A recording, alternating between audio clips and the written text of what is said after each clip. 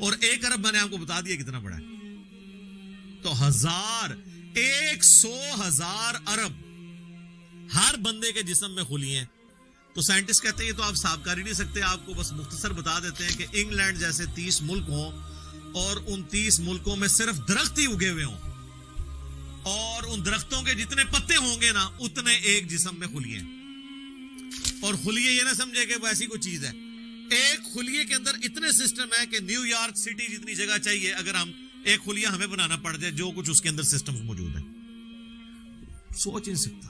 बस इंसान फिर यही कह सकता है अल्लाहु अकबर कबीरा वल्हम्दुलिल्लाहि कसीरा व सुब्हानल्लाहि बुकरतन व असीला। अभी एस्ट्रोनॉमी की फील्ड में जाएं तो बंदा पागल हो जाता है। आज तो हमें टेलीस्कोप के जरिए क्या कुछ पता चल चुका है। नासा की रिपोर्ट्स तो आए दिन डिस्प्ले होती रहती हैं, इसमें मेरी वीडियोस भी आती रहती हैं। इस वक्त नासा ने जो डिस्कवरी की है ना, उसके तहत 250 बिलियन गैलेक्सीज है इस कायनात के अंदर, 250 अरब, और अरब मैंने आपको बता दिया कितना बड़ा फिगर है। हर गैलेक्सी में 300 अरब से ज्यादा सूरज हैं, उनमें से एक सूरज ये है। इस तरह के 300 अरब सूरज सिर्फ हमारी गैलेक्सी मिल्की वे में है और ये एक गैलेक्सी है, और इस तरह की 250 अरब गैलेक्सीज और हैं। और ये साइंटिस्ट कहते हैं इतना बड़ा फिगर है कि दुनिया में जितने समुंदर हैं उनके किनारे पर रेत के जर्रों की तादाद है ना, उससे ज्यादा स्टार्स और प्लैनेट्स इस कायनात के अंदर है। तो कैलकुलेट ही नहीं कर सकता। और ये वो चीज है जो उन्होंने कैलकुलेट की है। लोग कहते हैं उन्होंने गिने कैसे होंगे, वो एक थोड़ा सा एरिया कंसीडर करते हैं, उसके बाद ओवरऑल लेके उसे मल्टीप्लाई कर देते हैं। यानी अगर मैं आपको बता दूं कि बास्केट का साइज इतना है, इसमें इतने अंडे आते हैं, तो ये हमारा हाल जो है इसमें कितने अंडे आएंगे, तो आप कहेंगे जी इस हाल का साइज बताएं, उसे मल्टीप्लाई करके कैलकुलेट कर लेते हैं। वो ये नहीं होता कि वो एक एक करके गिनते हैं, वरना तो उनको भी लाखों साल चाहिए गिनने के लिए।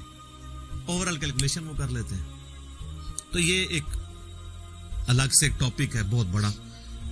अब ये रात और दिन का आना जाना ये कोई छोटा मामला है। आज तो मतलब साइंस की वजह से हमें जो चीजें पता है वो हमसे पहले तो लोगों को पता ही नहीं थी। उनका तो ईमान बिल गैब था जिन बातों पे, हमें तो वो चीजें सामने नजर आ रही हैं।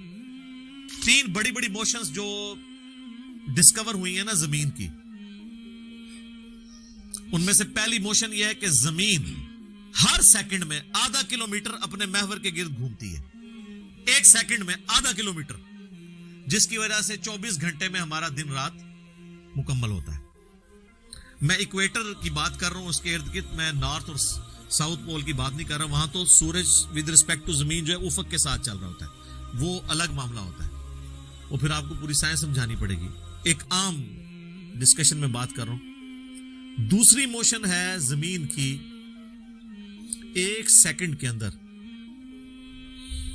ये तो होगी ना आधा किलोमीटर, वो है 1 सेकंड के अंदर 30 किलोमीटर सूरज के गिर्द। और ये इस रफ्तार को कोई सोच सकता है 1 सेकंड में 30 किलोमीटर?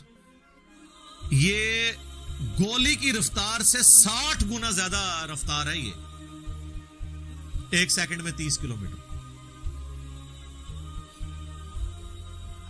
गोली 1 सेकंड में आधा किलोमीटर तय कर सकती है, और जमीन 1 सेकंड के अंदर सूरज के गिर्द 30 किलोमीटर, जिसकी वजह से 365 दिनों में हमारा साल मुकम्मल होता है।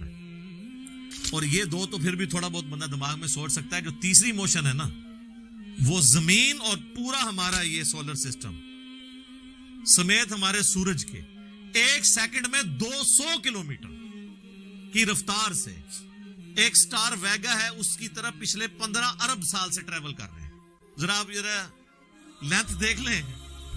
इसीलिए जो कायनात के फासले हैं वो लाइट ईयर्स में मापे जाते हैं। वहां तो आपके सब कुछ फेल हो जाता है। यानी रोशनी 1 साल में जितना फासला तय करती है ना, इसे कहते हैं लाइट ईयर। और रोशनी जनाब घोड़े की रफ्तार से, बोइंग की रफ्तार से, मिसाइल की रफ्तार से नहीं चलती। रोशनी की रफ्तार है 3 लाख किलोमीटर 1 सेकंड में।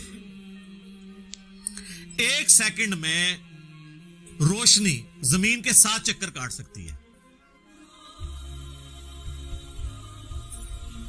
3 लाख किलोमीटर या 1,86,000 मील, क्योंकि जमीन का सरकमफ्रेंस 40,000 किलोमीटर है। तो 7 चक्कर काटे जमीन के 1 सेकंड में रोशनी, 1 सेकंड में 7 चक्कर जमीन पूरी के काट ले और ये साल तक ट्रेवल करती रहे, तो वो 1 लाइट ईयर है। तो 1 लाइट ईयर जो है वो कैलकुलेशन करते हुए कैलकुलेटर फेल हो जाता है। ये तो अल्लाह ही अल्लाह है। आप मुझे बताएं, जिस अल्लाह का तारुफ ये है, तो बाबे किधर आते बीच में?